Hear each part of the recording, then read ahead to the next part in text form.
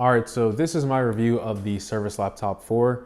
At first, I was going to split this into two separate videos, like my unboxing of the AMD and Intel versions, but I figured since they're so similar, it's better off me condensing them into just one video. So I'll talk about the Surface Laptop 4 overall, then the differences, mainly performance, and then my final thoughts. So for the first time ever in the 13-inch model, we now have the AMD processor, but not just any AMD chip, it's the 4000 series, which is a massive improvement over the 3000 series. Now, the interesting thing that Microsoft did this year was reserve the Intel models, which, mind you, are an extra $300. It's gonna be this laptop over here. They give you the option for aluminum or Alcantara, whereas the AMD version is just Alcantara as of the recording of this video.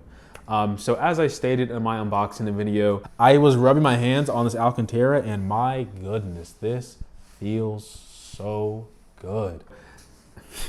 Alcantara is nice, but you know, our hands naturally have oil on them. So if they aren't ashy like mine all the time, over time, it's going to be harder to upkeep Alcantara versus an all metal design. So it would have been nice for Microsoft to at least give people the option to choose AMD and have an all metal design. So most of what we loved from the Surface Laptop 3 has remained the same going over to the Surface Laptop 4. We have the nice high resolution display. The bezels are thick for some people, but by my standards, they're completely acceptable. The display is still touchscreen and now works with the Surface Pen, if you use the Surface Pen. The chassis hasn't changed at all, which I'm happy about because the overall build of the Surface Laptop 3 was great, and I'll touch on this a little bit later towards the end of the video. We still have a glass trackpad, which is top class of a Windows laptop. Microsoft is no slouch whenever it comes to this department in terms of its trackpad, but also its keyboard. I'll say this again, I really do love how Microsoft matches the color of the overall laptop with the keyboard caps themselves, and the overall typing experience on the Surface Laptop is still best in class. So one of the biggest advantages this year is the great addition of battery life, but still giving you amazing performance. It's kind of like the M1 processors in a sense. Now, no matter what you do, if it's gaming, video editing, or just pushing the CPU for extended periods of time, you're not going to get the company's whatever X amount of hours rated. So for these laptops, they're saying 19 hours. I think it's 17.9 on the Intel versions. Pretty much any laptop, when you push it for extended periods of time, you're not gonna get that number. But for light use, most people should be comfortable getting through a day on either of these laptops with the recommended battery setting, which is one notch above the power saving mode. So moving on to the ports, they're still exactly the same as the Surface Laptop 3. So we have the Microsoft connector port, and then we have the USB-A, USB-C, and the headphone jack. Unfortunately, there is no USB 4 or Thunderbolt capability. So if you're looking for that, you're probably in a very niche category because I believe most people can do without Thunderbolt. But if you need Thunderbolt on a laptop, then the Surface Laptop 4 cannot be a choice for you.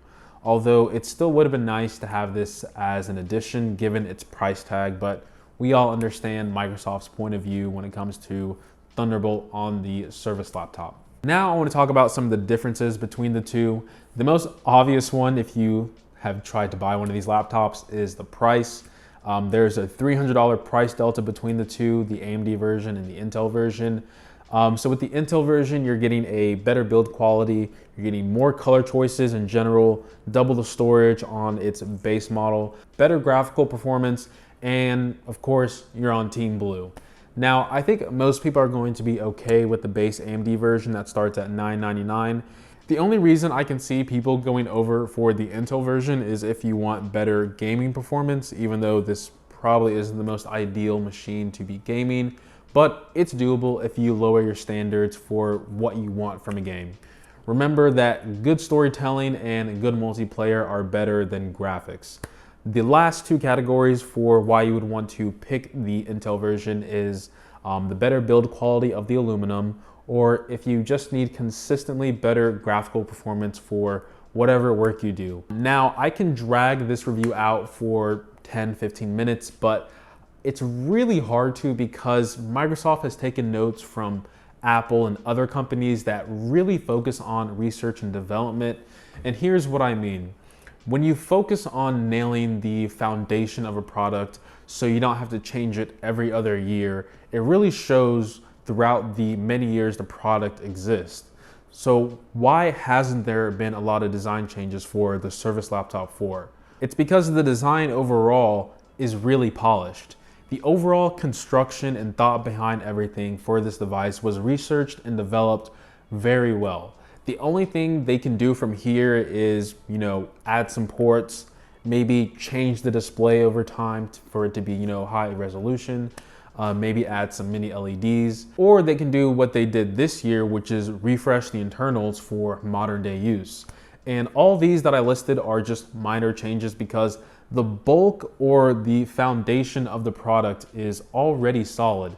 That's why the overall design of the MacBook hasn't changed in like a decade, minus the whole keyboard fiasco, but the initial design or the overall design of the MacBook and the Surface Laptop 4 has remained pretty much the same.